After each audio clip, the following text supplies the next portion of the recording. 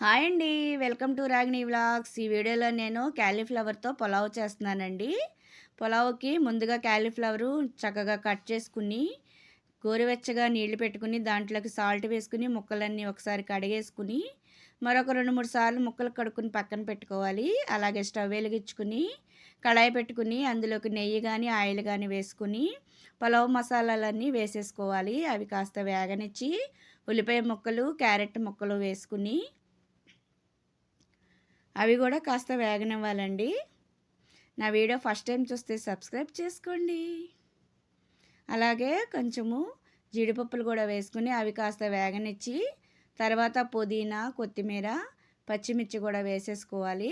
అవి కూడా వేసేసుకుని చక్కగా వేపేసుకోవాలి. అలాగే మనం అప్పటికప్పుడు దంచి పెట్టుకున్న అల్లం వెల్లుల్లిపాయ పేస్ట్ కూడా వేసుకోవాలి. ఫ్రెష్గా వేసుకుంటే బాగుంటుంది టేస్టు.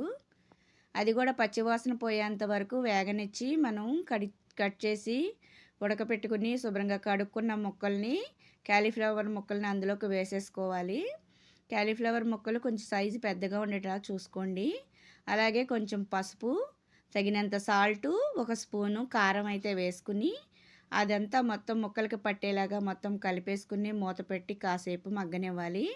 తర్వాత గరం మసాలా కూడా 1 స్పూను వేసుకుని, అది కూడా మొత్తం ముక్కలకి పట్టేలాగా మసాలా అంతా ఒకసారి కలుపుకుని మూత పెట్టి కాసేపు మగ్గనిచ్చి, తర్వాత మనం కడిగి పెట్టుకున్న బియ్యాన్ని ఒక అరగంట నానపెట్టుకోవాలండి.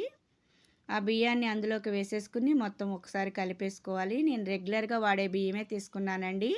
మీకు నచ్చితే బాస్మతి రైస్ అయినా వాడుకోవచ్చు.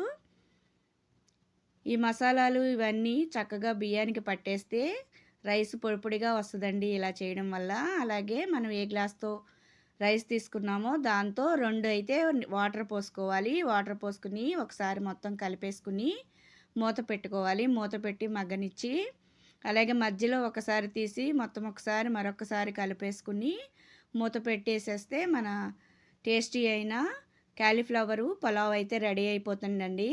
మీరు ఎప్పుడు ట్రై చేయకపోతే ఒకసారి ట్రై చేయండి. చాలా చాలా టేస్టీగా ఉంటుందండి. మరి ఎలా ఉందండి? నచ్చిందా? నచ్చితే లైక్ చేయండి, షేర్ చేయండి, సబ్స్క్రైబ్ చేయండి. మరొక మంచి వీడియోతో మళ్ళీ కలుద్దాం.